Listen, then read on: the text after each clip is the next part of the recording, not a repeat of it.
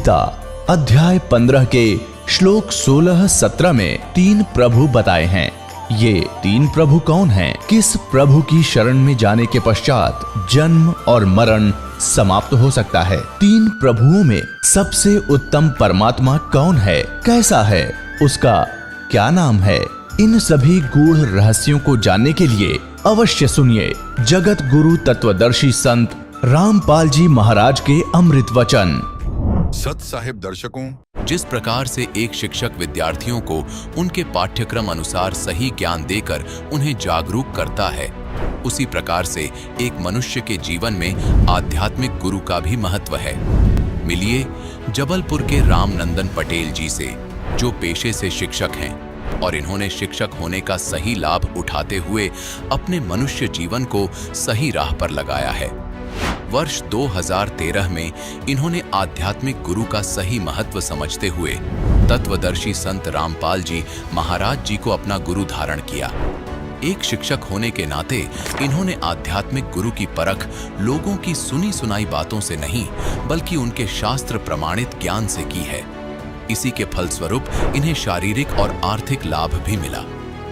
Paralysis से पीड़ित रामनंदन जी को जहां डॉक्टर्स ने कहा था कि आपके बचने की उम्मीद नहीं है, वहीं आशा की किरण बने संत रामपाल जी महाराज जी ने इन्हें जीवन दान दिया। इसके अलावा और भी कई चमत्कार इनके साथ हुए हैं। दर्शकों, अब आप स्वयं सुनिए रामनंदन जी की जीवन परिवर्तन की सच्चाई, जब इन्होंने सही आध्यात्मिक गुरु की शरण अपनाई। सर नमस्कार। नमस्कार सर। क्या नाम है जी आपका? रामनंदन पटेल। सर कहाँ से आए हैं आप? मैं मूलतः रहने वाला बनारस का हूँ, लेकिन जबलपुर में मध्य प्रदेश में सर्विस करता हूँ शिक्षा विभाग में, और जबलपुर में रह रहा हूँ। आप जबलपुर शिक्षा विभाग में एक शिक्षक हैं। सर आप कितने साल से जबलपुर में रह रहे हैं? मैं 40 साल से जबलपुर में हूँ। सर संत रामपाल जी महाराज से आप कब जुड़े? मैं संत रामपाल जी महाराज से 2013 अप्रैल में जुड़ा। सर हम आपसे ये भी पूछना चाहेंगे कि संत रामपाल जी महाराज से नाम दीक्षा लेने से पहले आप क्या साधनाएं करते थे? संत रामपाल जी महाराज से नाम उद्देश्य लेने के पहले मैं जो समाज में हमारे देवी देवताओं की जो कुल पूजा होती थी, उन्हीं पूजाओं को मैं बराबर बरकरार रखा था। हमारे घर में जो है हनुमान जी की मूर्ति की स्थापना मेरे हाथों से कराई गई, दुर्गा जी की मूर्ति की स्थापना हमारे पुरोहितों ने मेरे हाथ से कराई। मैं उसी का पूजा करता रहा। फिर भी पूजा करते करते जो है मैं असाध्य बीमारियों से भी ग्रसित हो गया, और वो असाध्य बीमारियां मुझे आज तक पछाड़ती रहीं जब तक मैं जो है संत रामपाल जी महाराज के शरण में नहीं आया। संत रामपाल जी महाराज के बारे में आपको कैसे पता चला? क्योंकि आप जबलपुर में रहते हैं, यहाँ से हरियाणा काफी दूर है। कैसे आप संत रामपाल जी महाराज से जुड़े? सर मैं संत रामपाल जी महाराज से जुड़ने का श्रेय जो है मेरे बालक पर जाता है। मेरा बेटा जो है मेरे से 1 साल पहले संत रामपाल जी महाराज से गुरु दीक्षा लेकर के वो भक्ति कर रहा था, लेकिन घर में वो चोरी चोरी भक्ति करता था, हम लोगों को नहीं बताता था, और मैं अपनी भक्ति में सांसारिक पूजा में लगा रहता था। तो जब मेरी तबीयत खराब होने लगी ज़्यादा, तो उसने कहा कि पापा ऐसा है कि देखिए जहाँ से मैं दीक्षा लिया हूँ, और ये लोग देखिए रामपाल जी महाराज के दीक्षा लेने के बाद उस साधना को करने के बाद लोग 7 बीमारियों से ठीक हो रहे हैं। आपको क्या प्रॉब्लम थी? हमको सर पहले तो हमारी पोस्टर ग्रंथि बढ़ी हुई थी शरीर की, और उसमें से जो है हमें रात भर हमको बाथरूम जाना पड़ता था, नींद नहीं आती थी, जिसके कारण मुझे ब्लड प्रेशर की बीमारी हो गई। और ब्लड प्रेशर बीमारी होने के साथ साथ एक दिन ब्लड प्रेशर इतना हाई हुआ कि मुझे पैरालाइज की शिकायत हो गई, और ये मेरा लेफ्ट साइड जो था वो जो है बिल्कुल शून्य होने लगा। और तब मुझे पता चला कि मुझे कुछ हो रहा है, और मैं ये मेरी जो पैरालाइज की शिकायत हुई थी, अपोस्टर ग्रंथि की जो शिकायत थी, ये दोनों रिपोर्ट मेरे साथ हैं। कितने डॉक्टरों की रिपोर्ट मेरे साथ में मैं लेके आया हूँ। कौन से हॉस्पिटल में दिखाया आपने? जबलपुर का जो सबसे बढ़िया हॉस्पिटल जिसको माना जाता है, डॉक्टर अनुराग साहनी का। क्या कहा डॉक्टर ने रिपोर्ट के बारे में? रिपोर्ट में ये कहा गया, मुझे तो नहीं बताया डॉक्टर ने, इन्होंने मुझे को इतना बताया कि आपके ब्रेन में क्लॉटिंग है, और उस क्लॉटिंग की वजह से आपको पैरालाइज हुआ है, और इतना बता के उन्होंने कहा आपको भर्ती होना पड़ेगा। उन्होंने एडमिट कर लिया। मैं 1 महीने तक अस्पताल में एडमिट रहा, लेकिन मेरे बच्चे को बुला करके बाद में पूछा गया, उससे बताया गया कि ये इनको बचने की उम्मीद नहीं है, आप उम्मीद छोड़ दीजिए। सर कौन से डॉक्टर ने कहा कि आपकी बचने की उम्मीद नहीं है? तो डॉक्टर अनुपम साहनी। जबलपुर में है ये? जबलपुर में ये है, इनका अस्पताल जबलपुर में है, मध्य प्रदेश में। फिर कैसे ठीक हुए, कैसे राहत मिली आपको? तो हमें जो है वो बालक ने हमें बीच में बताया था कि पापा जो है आप गुरु से चलिए, नाम दीक्षा ले लीजिए तो बीमारियां दूर हो जाएंगी। तो मैं बीच में गुरु से जाके नाम दीक्षा तो लिया, लेकिन मुझे पहले उतना विश्वास नहीं हो रहा था और मैं भक्ति ठीक से नहीं कर रहा था और मैं जगत में भी कुछ लगा रहता था। लेकिन जब मैंने दीक्षा तो ले लिया था, जब मुझे ये पैरालाइज का अटैक हुआ था तो मुझे तुरंत अपने गुरु संत रामपाल जी महाराज का ध्यान आ गया कि उन्होंने मुझे मंत्र दिया था और उसमें हमने सुना भी था इंटरव्यू में कि जो इस नाम का जाप करता है, गुरु जी के बताए के अनुसार इस नाम का जाप करता है तो तलवार से लगा हुआ जो घाव होता है वो सुई की नोक के बराबर दर्द में बदल जाता है। तो जब मुझे अटैक हुआ तो मैं उस मंत्र का मन ही मन जाप करने लगा। तो हमारा जहाँ तक हमारा अंग शरीर का शून्य हो गया था, जहाँ सेंसेशन नहीं था, वो सेंसेशन वहीं तक जो है रुका रहा और धीरे धीरे धीरे धीरे वो शून्यपन खत्म होने लगा शरीर का और मैं बहुत जल्दी रिकवर हो गया और अस्पताल से मुझे छुट्टी मिल गई और आज मैं आपके सामने बिल्कुल स्वस्थ निरोग। मेरी जो है पोस्टर ग्रंथि का भी ऑपरेशन नहीं कराना पड़ा, वो भी ठीक ठाक है। ब्लड प्रेशर नहीं है, मैं कोई दवाई नहीं लेता हूँ और पैरालाइज की भी कोई दवाई नहीं लेता हूँ और आपके सामने आज स्वस्थ बिल्कुल खड़ा हूँ। और साथ ही में अब मेरे परिवार में कोई भी व्यक्ति बचा नहीं है, सब संत रामपाल जी महाराज से दीक्षा लेकर अपनी अपनी भक्ति में लीन हैं और हम लोग स्वस्थ और सुखी जीवन व्यतीत कर रहे हैं, आर्थिक लाभ है। सर, लोग आजकल भक्ति भी करते हैं, गुरु भी बना रखे हैं, लेकिन भक्ति करने का मतलब लोगों को ये नहीं पता कि वो पैरालिसिस जैसी बीमारियों से या कैंसर जैसी भयानक बीमारियों से ठीक हो सकते हैं। लेकिन जैसा कि आप बता रहे हैं कि रिपोर्ट में साफ साफ लिखा था, डॉक्टर ने आपको बता दिया था कि आपके बचने के चांस नहीं है।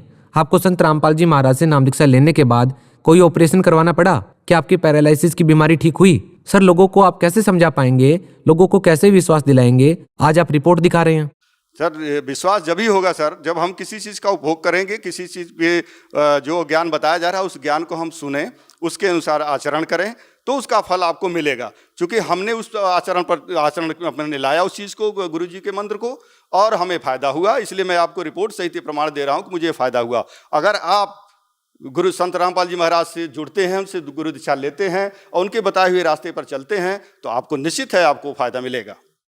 बिल्कुल लोगों को विश्वास हो सकता है, लेकिन एक हैरान करने वाली बात है, आप खुद एक शिक्षक हैं, हम आप पर पूरा विश्वास करते हैं और उम्मीद रखते हैं कि आप बिल्कुल सच सच बताएंगे। क्या आप पहले कोई नशा करते थे? सर, मैं पहले जो है नशा भी करता था, मांस का भक्षण भी करता था और जगत के सारे व्यवहार जो होते हैं वो सब अपने मित्रों दोस्तों के साथ जा कर के करता था। अब आप ये कहेंगे कि आपने संत रामपाल जी महाराज से नाम दीक्षा ली और उसके बाद आपने नशा छोड़ दिया? यस, जिस दिन से मैंने संत रामपाल जी महाराज जी से गुरु दीक्षा ली है, कुछ दिनों तक तो मैं अनजाने में, मुझे विश्वास नहीं था तो मैं गलत काम करता रहा, लेकिन जो है उसका फल हमको, जो उसका दुष्परिणाम मुझे भोगना पड़ा। इसके बाद मुझे जो है ये ज्ञान हुआ कि नहीं, संत रामपाल जी महाराज के साथ रखकर वो सब देखते हैं, उनको मालूम है कि हम क्या कर रहे हैं, कौन सा गलत काम कर रहे हैं। तो मुझे खुद संज्ञान में आया चीज़ और मैंने सारी चीज़ जो है सबको तिलांजलि देकर मैं आज गुरु जी के बताए हुए रास्ते। सर, आप एक पढ़े लिखे इंसान हैं, आप एक बात बताइए कि साइंस का जमाना है, बड़े बड़े मेडिकल इंस्टीट्यूट बने हैं, साइंस बहुत आगे जा चुकी है। एक ऐसे जमाने में लोग एक संत के आशीर्वाद देने से नशा कैसे छोड़ सकते हैं? आखिर कैसे लोगों को ये प्रेरणा मिल रही है, जबकि सरकार बड़े बड़े नशा मुक्ति केंद्र खोलती है, करोड़ों की योजनाएं लेकर के आती है, फिर भी लोग नशा नहीं छोड़ पा रहे। लेकिन एक संत के आशीर्वाद मात्र से लोग नशा कैसे छोड़ रहे हैं? सर, संत रामपाल जी महाराज के अनुसार जो ज्ञान मिलता है, उस ज्ञान में जब आदमी रम जाता है, लीन हो जाता है, तो उसको और बाहर दूसरी दुनिया की जो बुराइयां जो है वो अपने आप छोड़ के भाग जाती हैं। सर, वो छोड़ता नहीं है, बुराइयां अपने आप भागने लगती हैं उससे।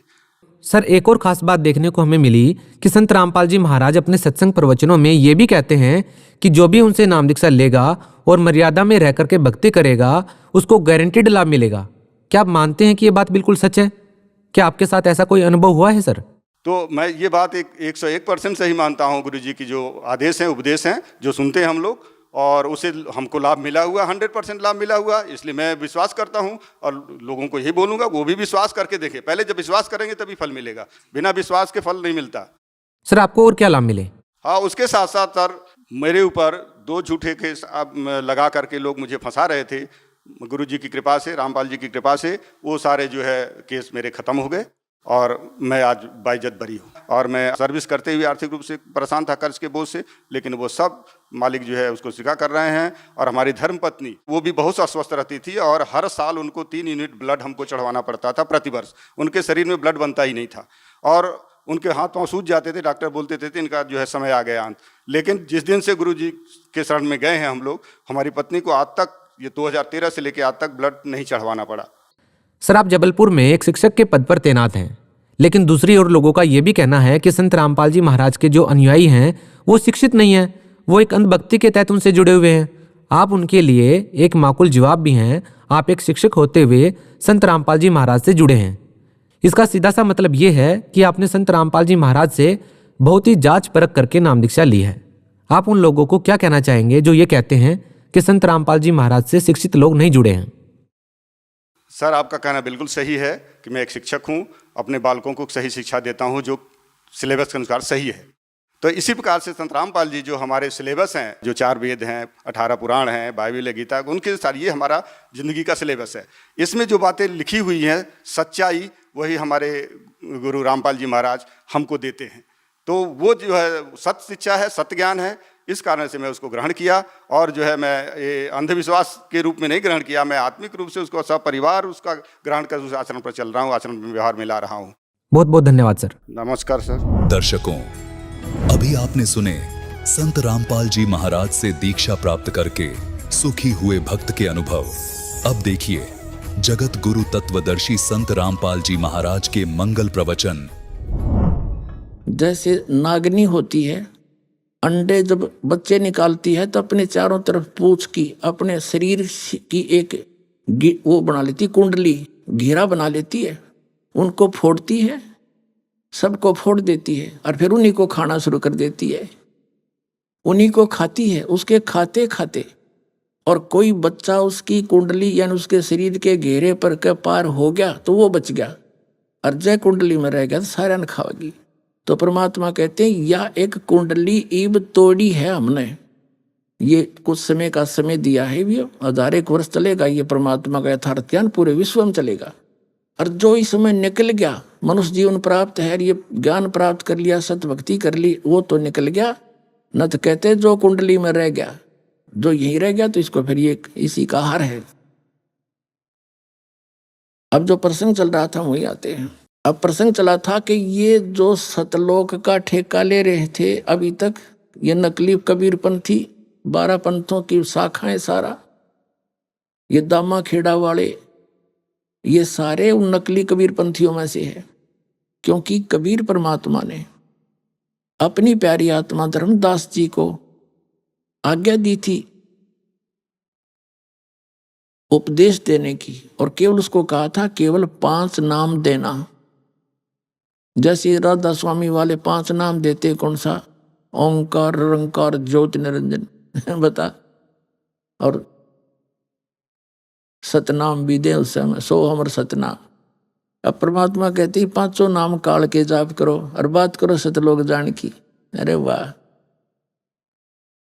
अपने आत्माओं, इसी प्रकार ये कबीरपंथी भी नाम उठ पटांग देते हैं और बात करते हैं सतलोक जाने की। तो 5 नाम धर्मदास जी को केवल 5 नाम देने का आदेश दिया था, ओनली धर्मदास जी को, और उनके पुत्र चूड़ामणि जी को, जिसको मुक्तामणि भी कहने लगे बाद में, उनको ये 5 नाम ही आगे अपने शिष्यों को देने का आदेश दिया था। इस सतनाम और सारनाम को ओपन नहीं करना था, उनको प्रतिज्ञा दिला दी थी। तो दामा खेड़ा वालों की, जो दामा खेड़ा के अंदर है, वहाँ जो मुक्तामणि जी की ही संतान आगे चली आ रही है, चूड़ामणि जी की, तो उसमें कबीर साहब ने कहा था कि तेरा जो 6ठी पीढ़ी होगी धर्मदास, उस 6ठी पीढ़ी में ये मंत्र भी लोप करवा देगा काल, और ही ऊट पटांग साधना शुरू हो जाएगी। और फिर धर्मदास जी को चिंता बनी कि आपने मेरे को 42 वंशों, मेरे 42 वंश बख्श दिए, क्योंकि धर्मदास जी का इकलौता पुत्र था नारायण दास, और नारायण दास ने परमात्मा के ज्ञान को माना नहीं, क्योंकि वो काल का दूत था। परमात्मा उसकी शकल दिखा दी थी, आशीर्वाद देख ये काल का दूत है, ये आपकी नहीं मानेगा। तब वो चिंतित हो गया कि भगवान फिर मेरा तो वंश नष्ट हो जाएगा, मेरे घर तो काल पैदा हो गया। तो परमात्मा कबीर जी ने अपने वचन के आशीर्वाद से उसकी पत्नी के उसको एक पुत्र बख्शा था जो उसकी पत्नी के गर्भ से फिर जन्म लिया। समय आने पर 9 महीने के बाद उसका नाम मुक्तामणि यानी चूड़ामणि रखा। फिर मुक्तामणि भी कहने लगे। धर्मदास ने कहा कि चिंतित हुआ, मेरा कैसे होगा भगवान, बहुत दुखी हो गया। तब परमात्मा ने कहा तेरे को 42 पीढ़ी का वंश का मैंने वरदान दे दिया, तेरी 42 पीढ़ी तक तेरा वंश रहेगा। तो उसने कहा भगवान फिर उनका मोक्ष कैसे होगा? धर्मदास जी ने कहा, परमात्मा ने कहा कि ऐसे करो, तुम ये 5 नाम प्रदान करते रहो। आशीर्वाद मैंने दे दिया और आगे इसी मंत्रों को आप लेते रहोगे, ठीक से करते रहोगे, तो पिछली पीढ़ी तक तेरे ये सभी पंथ वंशज हैं, इस 5 नाम के मंत्र से तुम्हारा जन्म मनुष्य का होता रहेगा उनका। वो 5 नाम कौन से हैं जो दास आपको देता? ये ओंकार, निरंकार, सतनाम, ये नहीं है वो। ये 5 नाम जो पहले आपको प्रथम मंत्र के रूप में फर्स्ट टाइम दिए जाते हैं, जो बीच के 7 मंत्रों में ये 5 मंत्र हैं, ये दिए जाते थे। तो फिर परमात्मा ने कहा कि 6ठी पीढ़ी में ये जो 5 मंत्र वाला जो जाप है, ये भी लोप हो जाएगा तेरे वंशजों से।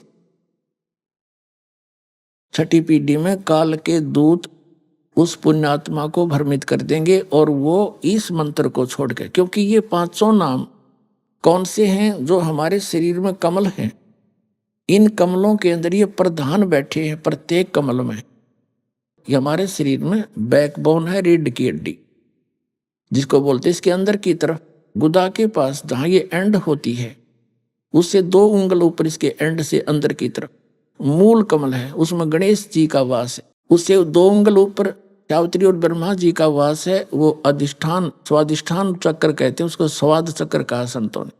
फिर नाभि चक्र, उसमें विष्णु और लक्ष्मी जी का वास है। हृदय चक्र है दोनों सतनों के मध्य में, रीढ़ की हड्डी के अंदर की तरफ। इसमें शिव और पार्वती जी का निवास है।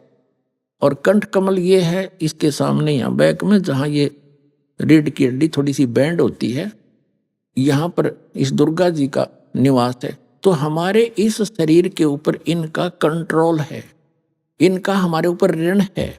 और जब तक ये कमल हमारे फ्री नहीं होंगे, यानी हमने स्वदेश जाना है विदेश से, तो हमारा पूरा वहाँ का क्लियरेंस होना चाहिए।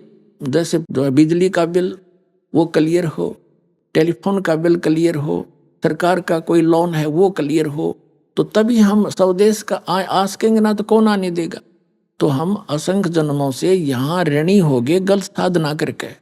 अब ऐसे मंत्र दिए जाएंगे जो इन प्रधानों के जो जिसके जो क्लियरेंस लेनी है चलते समय, तो इनकी भक्ति ये मजदूरी करने से, नाम के इन 500 नाम के जाप करने से ये आपको यहाँ का सुख भी देंगे।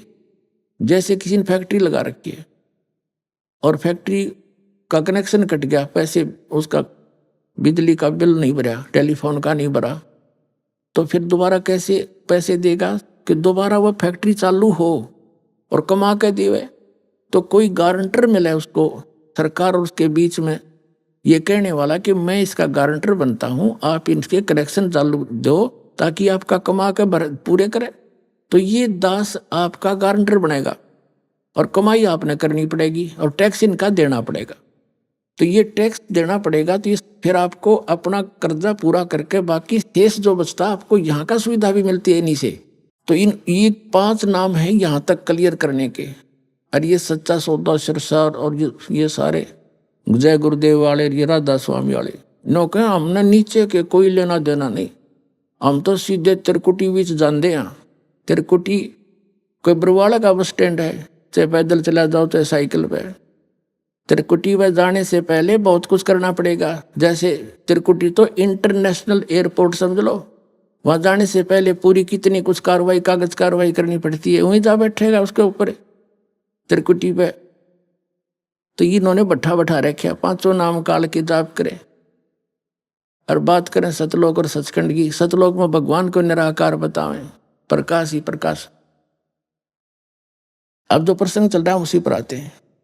फिर परमात्मा ने कहा कि ये 5 नाम तुम देते रहना, और धर्मदास मेरी लाख दुहाई, ये मूल ज्ञान कई बार ना जाई। धर्मदास मेरी लाख दुहाई, ये सार शब्द की दबार ना जाई। ये सतनाम और सार शब्द जब बार पढ़ी बिचली पीढ़ी हंस नीतर ही। आदरणीय नानक साहिब जी को परमात्मा ने ये 2 अक्षर का मंत्र दिया था, सतनाम, जिसमें एक ओम है और एक वो दूसरा जिसको प्राप्त है उसको पता है। और नानक साहिब जी से कह दिया था अभी पुण्यात्मा किसी को बताना नहीं तो बात बिगड़ जाएगी, काल का दाव लग जाएगा। तो उनको बताया था कि आप अपना धर्म भंडारा और वाणी का जो पाठ है उसको करवाते रहो, इससे भी बहुत राहत उनको मिलती रहेगी, उनको मानव शरीर मिलता रहेगा।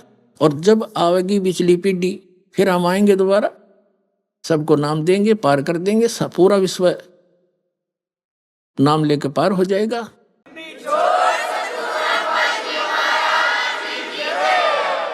धर्मदास जी से कहा कि तुम ये 5 नाम का जाप दो, और उसके पुत्र को भी कहा बेटा ये 5 नाम का जाप देना, और अपना उत्तराधिकारी बना उसको भी यही 5 नाम ही देने का बताना, आगे दान करे।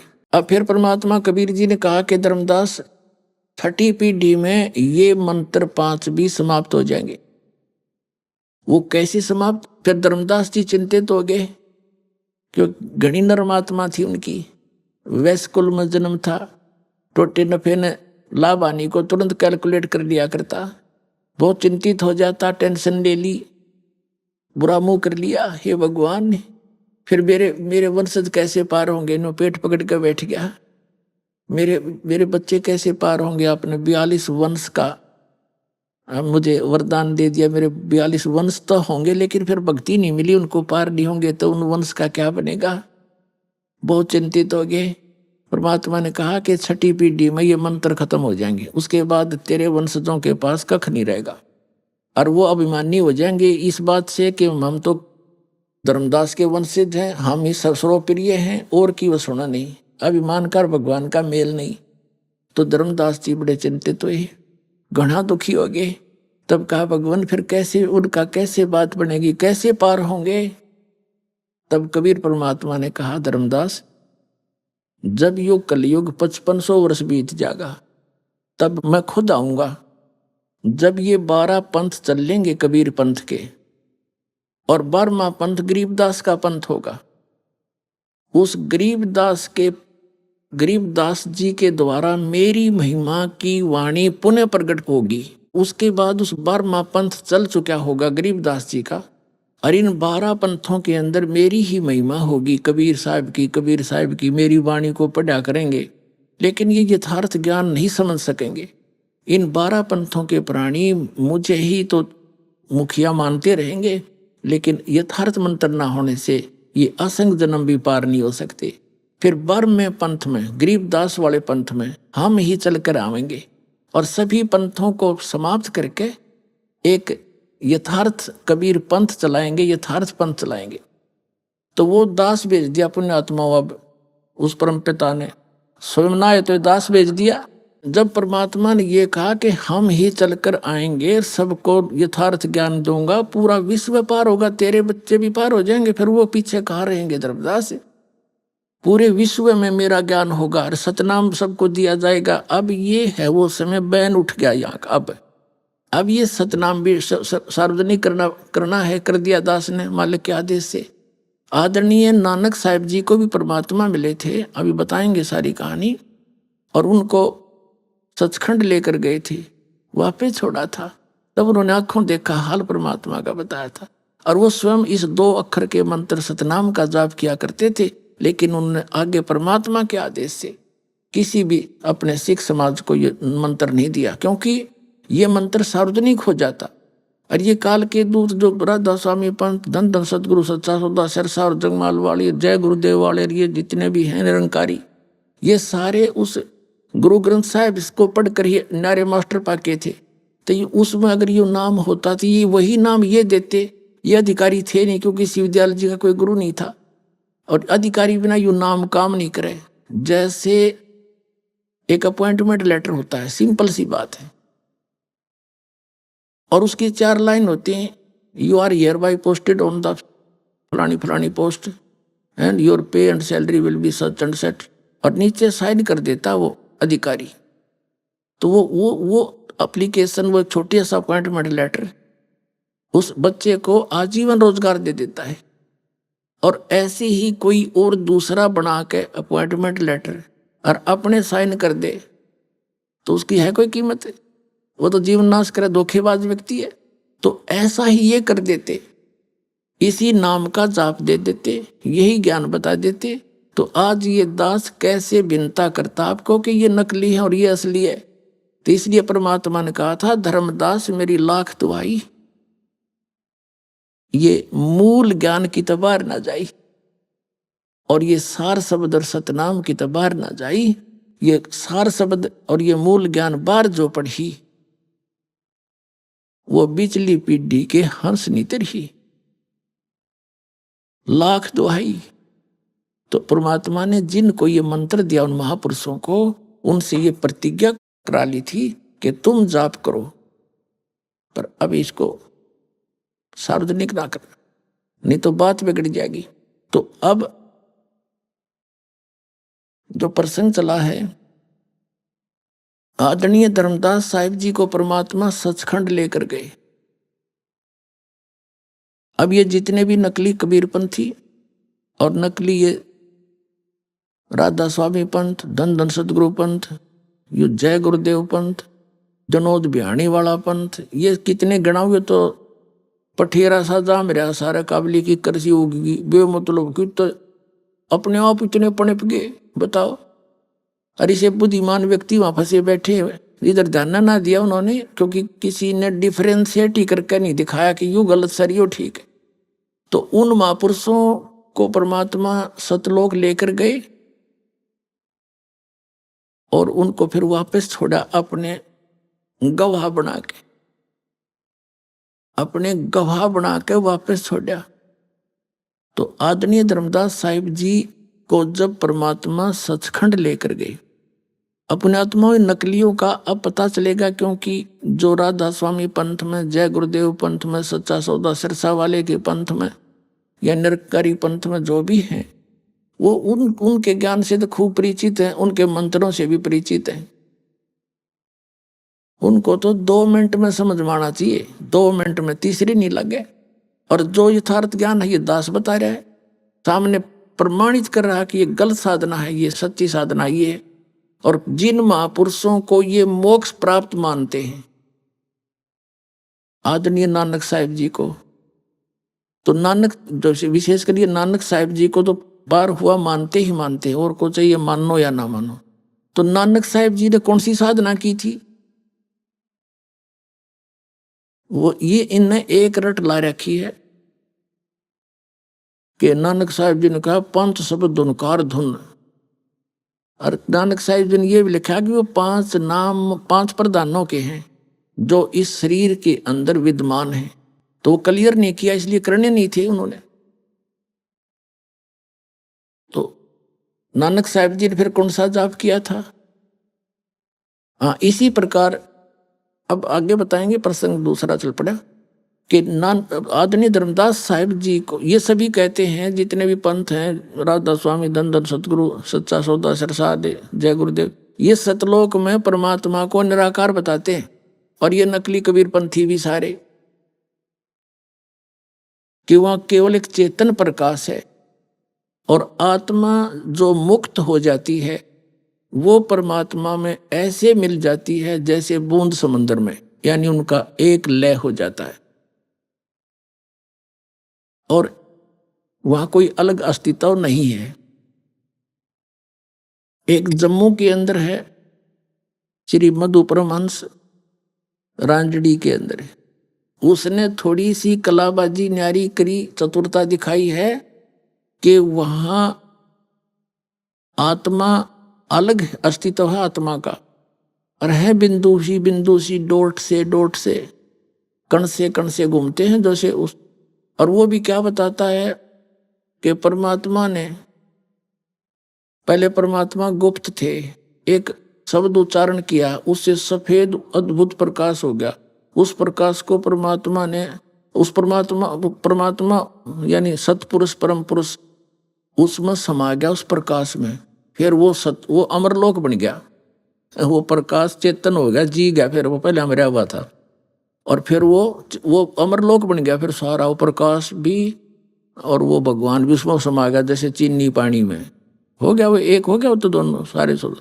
फिर क्या बताया है कि फिर आदि नाम, और उसमें जो उस परमात्मा ने क्या किया, उस प्रकाश को ऊपर फेंक दिया, जैसे पानी की मुट्ठी भरकर पानी को ऊपर फेंक देते, फिर वापस आए तो छोटे छोटे कण बन गए और उस प्रकाश में घुले नहीं, वह बन गई आत्मा बिंदु से, और वो उसमें घूमने लगी जैसे मछली पानी में। ये अस्तित्व वहां सतलोक अमरलोक का इसने बता दिया श्रीमद् उपरमहंस ने। और फिर क्या बताता है कि आदि नाम सार शब्द अकह नाम नी अक्षर, कहते ये बोलने का नाम नहीं, ये तो वाणी का विषय नहीं है। और फिर क्या कहता है कि वो सर्वशक्तिमान, वो अमर पुरुष, वो सार शब्द, वो अमर पुरुष ही तो है, वो सार शब्द भी अमर पुरुष है। अमर पुरुष वो बने गया, वो चेतन प्रकाश में चीनी की तरह घुल के, और वो है सार शब्द, वो है सतनाम, सच्चा नाम। इसने थोड़ी सी ये वो दिखाई चतुरता कि वहां पर बूंद सी है जीवात्मा, डॉट टाइम में घूमती रहती है मछलियों की तरह। अब वास्तविकता क्या है, धर्मदास जी को परमात्मा सतलोक लेकर गए। अब थोड़ा सा इन नकलियों का साथ साथ इतिहास दिखाया जाएगा तो जल्दी समझ में आएगा। पुण्यात्माओं, हम आप जी दूध के जले हुए हो, और दूध का जला हुआ लस्सी का भी फूंक मारता है, जो कि बहुत शीतल होती है। और दास ये चाहता है कि आप खूब फूंक मार के देखो और खूब परख कर यहाँ पर आओ, और फिर सिरदर्द की बाजी लाओ, सतलोक में जाओ। 2 मिनट का काम है।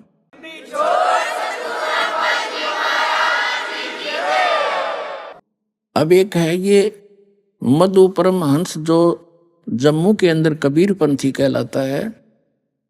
इसने बड़ा तहलका मचा रखा था, हल्ला मचा रखा था कि मेरे पास जो ज्ञान है इस ब्रह्मांड में नहीं, जो वस्तु मेरे पास, और औरों को यो भक्ति का चोर बतावा था। अब देखो इसने कैसा ज्ञान दिया है, कैसा जाना है परमात्मा को, थोड़ा सी झलक दिखाएंगे। देखिएगा, ये पुस्तक है अनुराग सागर की वाणी। ये वाणी तो है कबीर परमात्मा की, अनुराग सागर से इसने ली है,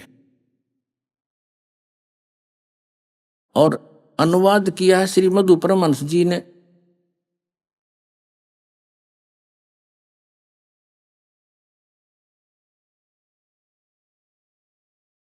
ये है इस पुस्तक का, इसका जो ज्ञान है इनका दिया हुआ है। इसकी वीडियो से ही ये पुस्तक बनाई गई है। प्रचार अधिकारी है राम रतन जम्मू। ये कहाँ से छपा है? मुद्रक है दीपावली प्रिंटर, सोडल रोड, प्रीत नगर, जालंधर से। इसके 22 पृष्ठ पर ले चलते आपको।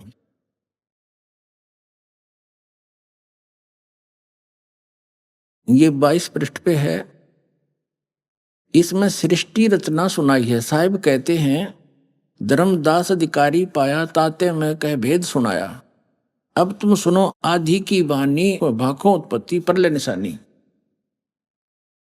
तब की बात सुनो धर्मदासा, जब नहीं मही पाताल आकाशा, जब नहीं कूर्म कर्म कुछ भी नहीं था, ब्रह्मा विष्णु महेश नहीं था। तो यहां क्या बताते हैं? अब 23 पृष्ठ पे अनुराग सागर की वाणी नामक पुस्तक के, जो मधु परमहंस की वीडियो से बनाई गई है, उनकी वचनों की। वेद चार नहीं जानते सतपुरुष कहानियां, वेद को तब मूल नाही, अकत कथा बखानियां। अब ये वाणी तो कबीर परमात्मा की। अनुवाद करने चले श्री मधु परमहंस जी। साहिब ने धर्मदास से कहा, मैं तुमको आदि उत्पत्ति का रहस्य कहता हूं, जिसे कोई नहीं जानता। यहां देखिएगा, ये है कबीर सागर की वाणी अनुराग सागर से। सतपुरुष तब गुप्त रहे, कारण करण नहीं निर्माए, संपुट कमल रहे गुप्त स्नेहा, पोप माही रहे पुरुष विदेहा, प्रथम ही पुरुष शब्द प्रकाशा, दीप लोक रच की निवासा, चारी कर सिंहासन की नाता, पर पोप दीप कर चीना, पुरुष कला धर बैठे तैया, और प्रगति अगर वासना सैया। 87 दीप रचि राखा, पुरुष इच्छा ते सब अभिलाखा। जब है द्वीप रहु अगर समाई, अगर वासना बहुत समाई। अब ये तो कबीर परमात्मा की वाणी, कबीर सागर अनुराग सागर से, और अनुवाद करने चले हैं श्री मधु परमहंस रांजड़ी वाले साहिब। कह रहे हैं कि आरंभ में पुरुष गुप्त थे, उनका न कोई साथी था न संगी था। एक समय उनकी मौज हुई, उन्होंने अंश उत्पन्न किए, अंश उत्पन्न किए। सबसे पहले उन्होंने एक शब्द पुकारा, अद्भुत सफेद प्रकाश उत्पन्न किया, और स्वयं उस प्रकाश में समा गए वो अमर पुरुष, और वो ही अमर लोक बन गया, वो ही अमर लोक कहाया। फिर उनकी इच्छा हुई तो उन्होंने अनेक दीपों की रचना की। अब ये आगे और विस्तार से बताया है, डिफाइन किया है बहुत अच्छी तरह, वास्तव यानी खूब खुला बताया है, और सारी झूठ बोली है। वास्तव में यह रहस्य छिपाया गया है, मैं बताता हूं। सर्वप्रथम परम पुरुष ने इच्छा करके एक शब्द पुकारा, जिससे एक अद्भुत श्वेत रंग का प्रकाश हुआ, और वो प्रकाश अनंत में फैल गया। वो प्रकाश संसारिक प्रकाश की तरह न था, वो इतना अद्भुत था कि जिसका एक एक कण करोड़ों सूर्य को लज्जा दे। ठीक है, ये 23 पृष्ठ पर पढ़ा हमने। फिर 24 पे, जब वो प्रकाश अनंत में फैल गया तो फिर सतपुरुष स्वयं उस प्रकाश में समा गए। अब वो प्रकाश चेतन हो गया, जीवित हो गया, पहले मरा हुआ था। ठीक है, जिस प्रकार आत्मा में शरीर आने से शरीर चेतन हो जाता है, उसी प्रकार वो प्रकाश भी जीवित हो उठा। प्रकाश में आने से पहले वे सतपुरुष गुप्त थे, जबकि प्रकाश में आकर वे सतपुरुष कहलाए, और वो अद्भुत प्रकाश जो स्वयं सतपुरुष थे वो अमर लोक कहलाया। अब वो सारा मिलकर जो प्रकाश उत्पन्न किया, उसमें स्वयं समा गया अमर पुरुष, वो सारा मिलकर अमर लोक बन गया। फिर देखो, अमर लोक कहाया। अभी भी सतपुरुष अकेले थे, फिर उनकी मौज हुई, और उन्होंने उस प्रकाश को अर्थात अपने ही स्वरूप को अपने में से खिटका ये छिटका है दिया। अनंत बिंदुएं होगी जो वापस उस अद्भुत प्रकाश में आई। जिस प्रकार समुद्र से पानी को मुट्ठी में या हाथों में भरकर उछालने से कई कण बिखर जाते हैं, उसी तरह उस प्रकाश में से भी अनेक कण बिखर गए। लेकिन जिस प्रकार समुद्र की बूंदें पुनः समुद्र में गिर समुद्र का ही रूप हो जाती हैं, उसी तरह वे अनंत कण भी वापस उस अद्भुत प्रकाश में आए। लेकिन अचरज यह था कि वे बिंदुएं जब वापस प्रकाश में आई तो प्रकाश में नहीं हुई, उसमें मिली नहीं, क्योंकि सतपुरुष ने इच्छा की कि इनका अपना अलग अस्तित्व ही रह जाए, तो वे ही जीव कहलाए। वह बिंदु सी बूंद सी वो जीव बन गए। वे सब जीव उसी अद्भुत प्रकाश में विचरण करने लगे, जैसे मछली घूमया करे। अब देखो, आत्माओं का इस प्रकार अलग अस्तित्व के साथ विचरण करना बड़े अचरज की बात थी, क्योंकि समुद्र की बूंदों का समुद्र में अपना अलग अस्तित्व नहीं रहता। जिस प्रकार पानी में मछली घूमती रहती है, उसी तरह सभी जीव उस प्रकाश में घूमने लगे। यह देख परम पुरुष बड़े खुश हुए और उन आत्माओं को बहुत प्यार करने लगे।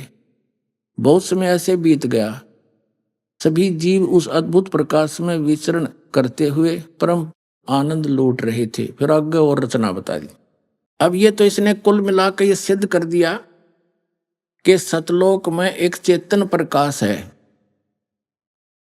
जैसे पहले प्रकाश शब्द से प्रकाश उत्पन्न करा, फिर उसमें भगवान समा गए, वो चेतन हो गया, है प्रकाश ही उसमें, और उसको ऊपर ने उछाल दिया तो उसकी बूंद सी बन गई और वो आत्मा बनकर उसमें घूमने लगी डॉट डॉट में। वो ऐसी सच्ची थी अब सतलोक की। फिर इसने सार शब्द के बारे में जानकारी दी है, देखिएगा। ये श्री मधु परमहंस जी की एक और पुस्तक है, ये इसी के वचनों का संग्रह है। कति डुट्टो कॉपी है इसके वीडियो की। अब देखना, इसकी उंगली देखो, न्योंकि मेरे बराबर कोई विश्व में संत नहीं। और पाखंडियों से बचो, सत भक्ति को समझो। अब देखेंगे पाखंडी यू है कोई और है। अब देखो तेरा गजब भैया। नाम अमृत सागर या पुस्तक का नाम है अमरधाम के सम्राट, अमरधाम के सम्राट सतगुरु मधु परमहंस जी। अमरधाम का न कह का भी ना पता, सम्राट का। ये देखो, नाम अमृत सागर संत सम्राट सदगुरु मधु परमहंस जी।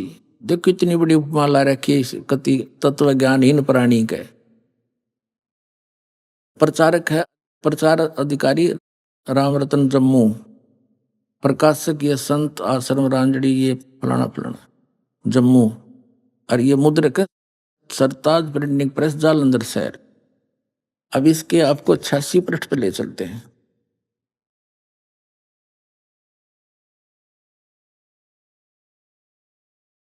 ये देखिएगा, ये 86 पृष्ठ है। साहिब बंदगी वाला का नाम अमृत सागर पुस्तक है। इसके हम नीचे आते हैं। ये कबीर साहब की वाणी है, ये समझ नहीं सका, इसने कोरा अज्ञान बना दिया। सार शब्द सर्व से न्यारा, भेद न पावे कोई। और 4 वेद में ब्रह्मा बोले आदि नाम ना पाई। उन 4 वेदों में वो नाम है ही नहीं, इसलिए इनके पास वो अक्षर ज्ञान में नहीं है, वो अलग से परमात्मा ने बताया है। ये इसका अनुवाद किया मधु परमहंस जी ने। यह आदि नाम, यह सच्चा नाम वाणी का विषय नहीं है। सच्चा नाम सतनाम को कहते हैं, हम सच्चा नाम को तो सतनाम कहो। आदि नाम सच्चा नाम वाणी का विषय नहीं है। यह 52 अक्षरों से परे विधेय नाम है। अब आदि नाम, सत्य नाम, सच्चा नाम और विधेय नाम, ये एक बता रहा है ना। सही, आगे देखो। अब 87 पर देखिएगा। इस पे इसने अनुवाद किया परमात्मा की वाणी का। शब्द शब्द सब कोई कहे, वह तो शब्द विधेय और जिह्वा पर आवे, नी नरक पर कर ले। अभी आपने सुने संत रामपाल जी महाराज के मंगल प्रवचन। आइए अब सुनते हैं संत रामपाल जी महाराज से नाम दीक्षा लेकर सत भक्ति करके अद्भुत लाभ प्राप्त करने वाले अनुयायी के विचार। दर्शकों, धन और ऐश्वर्य से परिपूर्ण जिंदगी जी रहे व्यक्ति को आज के समय में सुखी एवं समृद्ध व्यक्ति माना जाता है। लेकिन आत्मिक शांति, मानसिक सुकून कभी भी पैसों से खरीदा नहीं जा सकता। इसी की खोज में व्यक्ति दर दर भटकता है और तरह तरह की साधनाएं करता है। पुणे महाराष्ट्र की रहने वाली सिमरन बब्बर जी भी एक शिक्षित महिला हैं। वह दुबई में नौकरी करती हैं। एक वक्त ऐसा था जब इनके पास पैसा तो था, लेकिन सुख, शांति और सुकून की कमी थी। इनके पास नौकरी जरूर थी, मगर मनचाही नहीं थी। दवाइयां थीं, मगर रोग से मुक्ति नहीं मिली थी। अध्यात्म में रुझान था, मगर आध्यात्मिक सवालों के उत्तर नहीं थे। ऐसा ही सिलसिला काफी दिन चला और एक समय ऐसा आया जब इनकी खोज पूरी हो गई। इन्हें मिली तत्वदर्शी संत रामपाल जी महाराज जी द्वारा लिखित पुस्तक ज्ञान गंगा, जिसमें इन्हें अपने सवालों के हल मिले, सच्चा ज्ञान मिला, हर समस्या का समाधान मिला और आज इनके पास अपनी मनचाही नौकरी है। सुख, शांति, सुकून के साथ साथ सतभक्ति भी है, जिसको करके ये अपनी हाइपरटेंशन, हाइपोथायराइड जैसी बीमारियों से निजात पा चुकी है। सिमरन जी का भक्ति सफर ही कुछ अनोखा रहा है। अब स्वयं सुनिए सिमरन जी की मुख से उनकी ये भक्तिमय आत्मकथा। जी नमस्कार। सच साहेब जी। क्या नाम है आपका? सिमरन बब्बर। सिमरन जी, कहाँ से आए हैं आप? पुणे, महाराष्ट्र। जी, क्या करते हैं आप? जी मैं दुबई में बैंक में जॉब करती हूँ जी, एज अ पोर्टफोलियो ऑफिसर। सिमरन जी, संत रामपाल जी महाराज से नाम दीक्षा लेने से पहले आप क्या भक्ति साधना करते थे? जी भक्ति साधना से अगर बात करें तो कुछ ऐसा है कि जैसे सभी लोग करते हैं, मतलब बचपन से जो हम देखते हैं कि श्री कृष्ण जी जन्माष्टमी आई तो जन्माष्टमी की व्रत रख लिए, पूजा कर ली। शिवरात्रि आए तो शिवरात्रि की पूजा कर ली, व्रत रख लिया। सुबह 4 बजे उठ के आप शिवलिंग पे जल चढ़ाने जाते हैं, वही करते थे। और जब नवरात्रे आते थे तो नवरात्रों के भी हम लोग व्रत रखना, कन्या खिलाना, मतलब जो सब लोग करते हैं हिंदू समाज के मुताबिक हम भी वही किया करते थे। मतलब सेम चीज़ हम भी फॉलो किया करते थे बचपन से। तो सिमरन जी, जो हिंदू धर्म में पारंपरिक पूजाएं होती है वो सभी पूजाएं आप कर रहे थे, तो फिर आपको संत रामपाल जी महाराज से नाम दीक्षा लेने की क्या जरूरत आन पड़ी? जी ऐसा है कि हम सभी जो इंसान हैं हम लोग सुख चाहते हैं ज़िंदगी में। हम मनुष्य जीवन लेते हैं तो हमें सुख चाहिए, हमें हमें आर्थिक सुख चाहिए, फिनेंशियल हमें सुख चाहिए, हमें फिजिकल सुख चाहिए, हमें मेंटल पीस चाहिए, हमें बहुत कुछ चाहिए होता है। लेकिन जो साधना जो भक्ति हम करते हैं उसमें कई बार ऐसा होता है कि हमारे अंदर शंकाएं आ जाती हैं, कुछ डाउट्स आ जाते हैं कि कुछ ना कुछ है जो मिसिंग है। तो इसी वजह से मेरा जो इंटरेस्ट था वो इस तरफ चल पड़ा कि कुछ है जो छूट रहा है। तो मैं ढूंढने लगी। मैं अक्सर सोचा करती थी, क्योंकि मेरा झुकाव ज़्यादा करके साईं बाबा की तरफ था, कि साईं बाबा अक्सर कहा करते थे, क्योंकि वो सिंप्लिसिटी में जीते थे। उनको लोग फ़कीर कहते हैं, वो सिंप्लिसिटी में जीते थे कि मतलब एक फ़कीरी वाला उनके अंदर जो चीज़ थी वो मुझे बहुत इम्प्रेस किया करती थी कि हम उस तरह क्यों नहीं जी सकते। तो जैसे वो अक्सर कहा करते थे कि सबका मालिक एक, तो अक्सर मेरे अंदर सवाल उठता था कि सबका मालिक एक, तो वो मालिक है कौन? जैसा कि सिमरन जी आपने बताया कि आध्यात्म को लेके आपके मन में बहुत सारे सवाल थे जिनका कोई जवाब नहीं दे पाता था, तो हम आपसे जानना चाहेंगे आपके जो आध्यात्म को लेके सवाल थे उनका जवाब आपको कहाँ से मिला?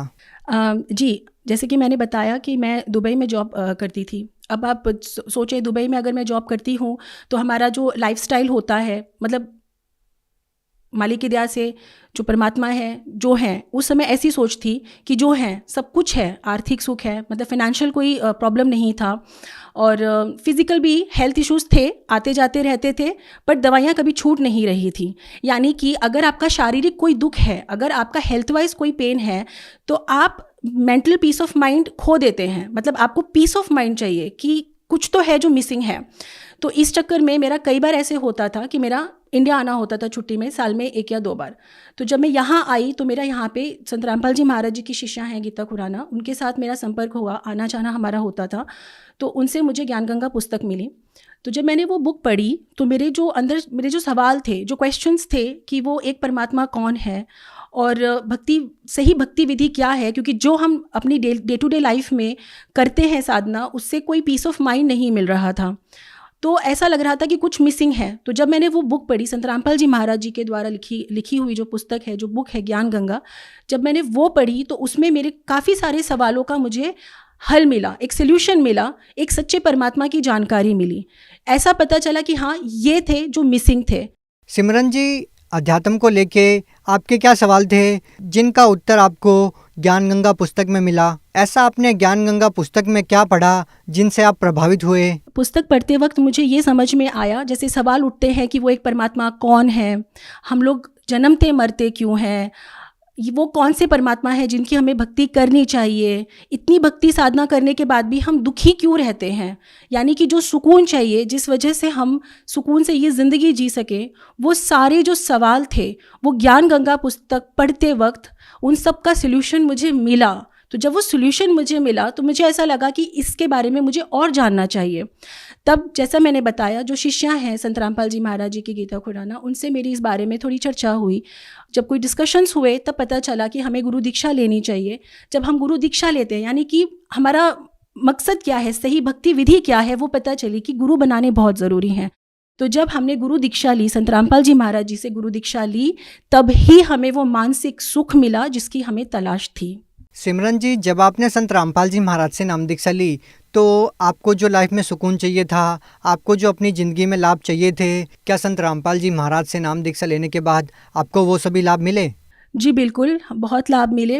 अक्सर क्या होता है कि हम लोग हमारे सुकून के लिए क्या करते हैं, हम लोग ड्राइव पे चले जाते हैं, बीचेस पे चले जाते हैं, क्लब्स जाते हैं, पार्टी करते हैं, गेट टुगेदर करते हैं दोस्तों और कलीग्स के साथ कि हमें सुकून मिले, हमें अच्छा लगे। चलिए मान लेते हैं कि वो सुकून कुछ देर के लिए होता है, पर वो कुछ देर के लिए होता है, it's only for a moment. उसके बाद क्या, फिर आप वापस से उसी तकलीफ़ में पड़ जाते हैं।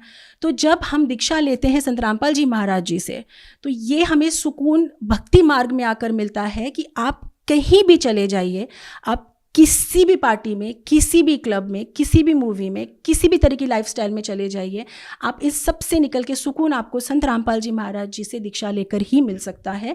क्योंकि ये मैं करके देख चुकी हूँ और मैं इसी लाइफस्टाइल में जी रही थी जो आजकल सब जीते हैं और पसंद करते हैं। अभी जैसे बताएं कि शारीरिक सुख के बारे में, जो फिज़िकल हम लोग तकलीफ़ में होते हैं कि हमारे साथ ये हेल्थ इशू है, वो हेल्थ इशू है। तो मेरे साथ अक्सर ऐसा होता था कि मुझे एक्चुअली 21 और 22 की उम्र से ही, जब मैं 21-22 की एज में थी, तब से ही मुझे हाइपरटेंशन की प्रॉब्लम थी। यानी कि अक्सर टेंशन ले लेना और अनकॉन्शियस हो जाना मेरे साथ हमेशा रहता था। इसी चलते मेरे साथ अक्सर हेल्थ इश्यूज़ बढ़ते चले गए। हाइपोथायराइड भी हुआ और मेरे साथ पेप्टिक अल्सर की भी प्रॉब्लम आई, जिसमें अक्सर मैं खाना खा नहीं पाती थी। मिडल ऑफ द नाइट मुझे पेन स्टार्ट होता था और उसके बाद मैं सो नहीं पाती थी, बिल्कुल मुझे तकलीफ़ होती थी। तो ऐसा हुआ कि मेरा जो हेल्थ इश्यूज़ थे, जैसे मैंने आपको बताया कि मेरा हाइपोथायराइड का प्रॉब्लम मुझे हुआ, मुझे हाइपरटेंशन की प्रॉब्लम थी, मुझे ब्लड रिलेटेड इश्यूज़ होने लगे जैसे कि हाई कोलेस्ट्रॉल, ट्राइग्लिसराइड्स, मतलब ये जो आम बीमारियां होती हैं मेरे साथ ये बढ़ती चली गई। मेरी एज इतनी नहीं थी जिस तरह से मुझे बीमारियां होती थीं। अक्सर ऐसा होता था कि लोगों के पास जो बेड होता है उसके साइड टेबल पे उनके फूलों का गुलदस्ता होता है, जैसे कोई पॉट होता है, फ्लावर पॉट होता है, लेकिन मेरे पास अक्सर दवाइयों का बॉक्स हुआ करता था जिसमें मेरी सुबह की 5 गोली तो दोपहर की तो 5 की, ऐसे 15-15 टैबलेट्स में लेती थी। उससे भी लेकिन कोई आराम नहीं होता था। तो बस जैसे मैंने बताया कि संत रामपाल जी महाराज जी से दीक्षा लेने के बाद ही मुझे वो सुकून मिला, मेरी वो दवाइयाँ छूट गई। यकीन मानिए मेरी वो दवाइयाँ बिल्कुल छूट गई, मतलब अब मैं कोई दवा नहीं लेती हूँ, मुझे किसी दवा की ज़रूरत नहीं पड़ती है। और सबसे अच्छी चीज़ तो ये है कि जैसे नींद की गोलियाँ भी लेने की ज़रूरत नहीं है, मैं जब चाहूँ जहाँ चाहूँ वहाँ सो सकती हूँ। वो सुकून मिला है, वो नींद मिली है जो पहले कभी नहीं मिली थी। जैसा कि मेरे को पेप्टिक अल्सर की प्रॉब्लम थी, तो अक्सर मुझे रात में दर्द उठता था, पेट में दर्द उठता था, मैं कुछ खा पी नहीं पाती थी, कुछ खाती थी तो मुझे वॉमिटिंग हो जाता था, मैं बिल्कुल खाने पीने की स्थिति में नहीं रह गई थी। मुझे समझ ही नहीं आता था कि मैं ऐसा क्या खाऊं, ऐसा क्या पीऊं जिस वजह से मुझे आराम मिले। इसी वजह से मेरा डॉक्टर के पास जाना हुआ। तो जब मैं डॉक्टर के पास गई तो डॉक्टर ने जब एंडोस्कोपी किया, चेक किया, तब पता चला कि आपको पेप्टिक अल्सर है। पेप्टिक अल्सर है तो आपको ये चीज़ें नहीं खानी है। उन्होंने मेरी काफ़ी चीज़ें खाने की छुड़वा दी, पीने की छुड़वा दी, जैसे आप कुछ खट्टा मत खाइए, आप दूध मत पीजिए, आप बेकरी प्रोडक्ट्स मत खाइए। तो जब मैंने ये सारी चीज़ें भी छोड़ी, फिर मैंने लंबे समय तक दवा भी ली, तब भी मुझे कोई आराम नहीं हो रहा था। जब आराम नहीं हो रहा था, जैसे कि मैंने आपसे बताया, जैसे ही मैंने संत रामपाल जी महाराज जी से दीक्षा ली, तो मेरी ये सारी जो शारीरिक प्रॉब्लम्स थी, जैसे ये मेरे हेल्थ इश्यूज़ थे, पेप्टिक अल्सर या उसके अलावा भी जो मेरे इश्यूज़ थे, छोटे छोटे हेल्थ इश्यूज़, ये सारे मेरे एक ही साथ उपदेश लेते ही, गुरु दीक्षा लेते ही संत रामपाल जी से ठीक हो गए। मेरे लिए किसी चमत्कार से बढ़कर बोल सकते हैं आप, एक मिरेकल था मेरे लिए, बहुत बड़ा एक चमत्कार था कि जो लड़की इतने सालों तक दवाइयों पर चल रही थी, वो सारी दवाइयाँ एक पल में छूट जाना। मैं यहाँ पे ये भी नहीं कहना चाहूँगी कि मैं काफ़ी समय तक भक्ति कर रही थी तब ये चीज़ें छूटी। मैं आपसे इतना भी कहूँगी, मेरे लिए ये बहुत बड़ा चमत्कार था कि जिस दिन मैंने गुरुजी से दीक्षा ली, संत रामपाल जी महाराज जी से, उसी दिन मुझे ऐसा महसूस हुआ जैसे मेरा शरीर एकदम हल्का हो गया, मुझसे जैसे कुछ निकला हो, और मैं उसी दिन से एकदम बदल गई। मेरे संस्कार बदल गए, मैं जिस तरह से रहती थी मैं नहीं रहती हूँ, और मेरी दवाइयाँ छूट गई, मेरी हेल्थ ठीक हो गई। जॉब तो मैं करती थी, मैं कर ही रही थी जॉब दुबई में, बैंक में, लेकिन जैसे हर किसी का एक ड्रीम जॉब होता है कि मुझे इस जगह पे ही काम करना है। तो संत रामपाल जी महाराज जी की शरण लेने के बाद मेरे साथ कुछ ऐसा ही हुआ, इसे भी मैं चमत्कार ही कहूँगी, कि मैं वहाँ पे पहले भी 2 बार इंटरव्यू दे चुकी थी, लेकिन ऐसा हुआ नहीं। दुबई में नंबर 1 बैंक है, it's a number 1 bank of UAE called first Abu Dhabi bank, but मेरा वहाँ पे हो नहीं रहा था। 2 बार ट्राई किया था, किसी न किसी वजह से वो नहीं हो पाता था। संत रामपाल जी महाराज जी से दीक्षा लेने के बाद जब मेरा वापस दुबई जाना हुआ, और जिस जगह मुझे जॉब करनी थी उस जगह से मुझे ऑलरेडी इन्फॉर्म कर दिया गया था कि वहाँ पे इंटरव्यू होना है और फाइनल इंटरव्यू होना है। कुछ ऐसा हुआ कि कुछ दिन बाद मेरा बर्थडे था, 10 जुलाई 2019 की बात है, मेरा बर्थडे था। मुझे जब ये पता चला कि लोग तोहफे देते हैं, बर्थडे मनाते हैं, और क्योंकि हम संत रामपाल जी महाराज जी की शरण में हैं तो हम चीज़ों को नहीं मानते, तोहफा कोई हमें देगा तो वो हमें परमात्मा ही दे सकते हैं, सतगुरु रामपाल जी महाराज जी ही दे सकते हैं, इतना मन में ठान लिया था। तो रात को सोते वक्त हर कोई परमात्मा अपने अपने भगवान को याद करके सोता है कि ये कुछ ना कुछ जो है तकलीफ़ वो बताता है, कुछ परमात्मा से मांगता है। तो बस मैंने भी परमात्मा से सोते वक्त करबद्ध होके परमात्मा से यही मांगा कि परमात्मा, कल आपकी बेटी का बर्थडे है, कोई मुझे क्या दे सकता है, मुझे ये जॉब चाहिए, कल मेरा फाइनल इंटरव्यू है, परमात्मा आप बस मुझे अपनी बेटी को ये जॉब जो है गिफ्ट में दे दीजिए, तोहफे में दे दीजिए। तो कुछ ऐसा हुआ कि जब मैं दूसरे दिन सुबह उठी, और अर्ली मॉर्निंग डेफिनेटली हम लोग उठते हैं, तैयार होते हैं, जाते हैं, उसके पहले संत रामपाल जी महाराज जी ने मुझे दर्शन दिए और मुझसे कहा, मुझे प्रकट होकर दर्शन दिए खुद कि बेटा ये जॉब तेरा है, ये तुझे तोहफे में मिला। उन्होंने खुद मेरा गाड़ी से उतरते वक्त मेरा हाथ पकड़ा, मुझे मेरे ऑफिस के गेट तक छोड़ा और मुझे आशीर्वाद देकर कहा कि बेटा ये जॉब अब से तेरा है। और यकीन मानिए उस दिन मुझे कोई उम्मीद नहीं थी क्योंकि काफ़ी सारे कैंडिडेट्स थे, लेकिन जब मैं वहाँ पे इंटरव्यू के लिए गई और जिस तरह सरलता से वो इंटरव्यू हो गया, और जब मैं बिल्डिंग के कंपाउंड से बाहर भी नहीं आई थी, मैं उस लिफ्ट में थी और मुझे कॉल आ गया कि आप ऑलरेडी शॉर्टलिस्ट हो चुके हैं, आप सिलेक्ट हो चुके हैं, यू आर हायर्ड। तो मुझे रोना आ गया क्योंकि मैं काफ़ी समय से ट्राई कर रही थी उस जॉब के लिए और वो हो नहीं रहा था। मेरी ख्वाहिश थी कि मैं उस जगह पे एक बार काम करूं और मुझे वो जॉब इतनी आसानी से परमात्मा बंदी छोड़ सतगुरु रामपाल जी महाराज जी की दया से मिल गया। सिमरन जी, जैसा कि आपने बताया कि आपके पहले का जो लाइफस्टाइल था वो बिल्कुल अलग था, अब आप संत रामपाल जी महाराज द्वारा दी गई भक्ति करते हैं और उनके आधार पे चलते हैं। तो आज का जो पढ़ा लिखा समाज है, आज की जो युवा पीढ़ी है, वो लोग भक्ति से कोसों दूर है और वो सब इन चीज़ों में बिलीव भी नहीं करते। और संत रामपाल जी महाराज से नाम दीक्षा लेने के बाद आपका जीवन बिल्कुल बदल गया, आपका लाइफस्टाइल बदल गया। क्या कहना चाहेंगे उन सभी लोगों को आप? सतगुरु रामपाल जी महाराज जी से दीक्षा लें, उनकी शरण में आए, उस ज्ञान को समझे, उस शास्त्र विधि साधना को करें जिससे हमारी ये सारी बुराइयां छूट सकती हैं, हम सही रास्ते पे चल सकते हैं, हम एक सच्ची साफ सुथरी ज़िंदगी जी सकते हैं, हमें सही शास्त्र विधि साधना मिल जाएगी। हमारा जो मनुष्य जीवन है, हमें जो ये ह्यूमन लाइफ मिलती है, why do we get a human life? We get it only for salvation. हमें मुक्ति के लिए मिलती है, मोक्ष के लिए मिलती है। 84 लाख योनों के बाद अगर हमें एक मनुष्य जीवन मिला है तो इसका कोई मकसद है।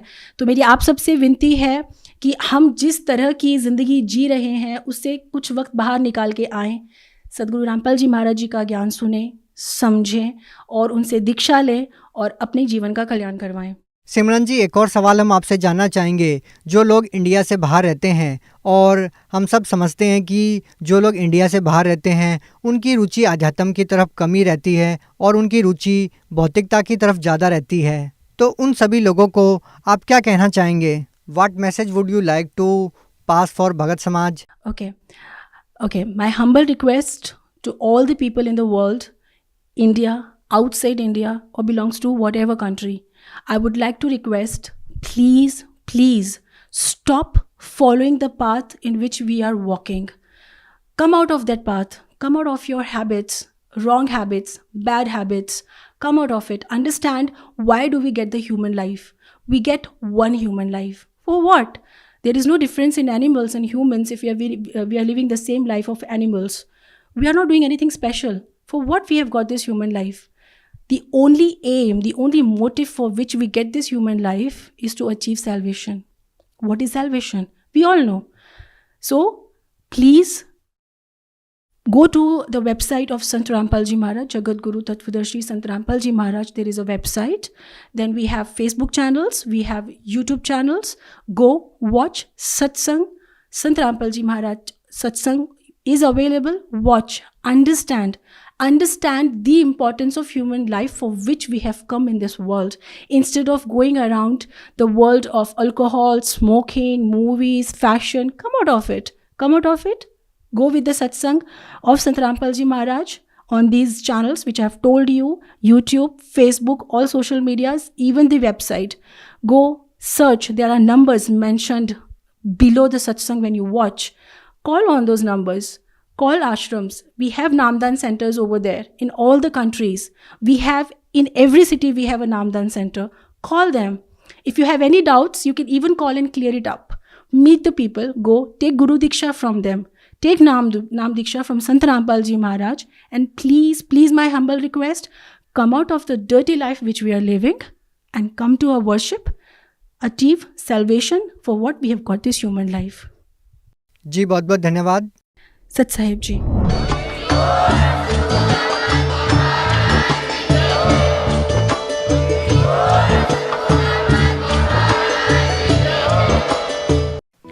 आप सुन रहे थे जगत गुरु तत्वदर्शी संत रामपाल जी महाराज के मंगल प्रवचन। अधिक जानकारी के लिए संपर्क करें।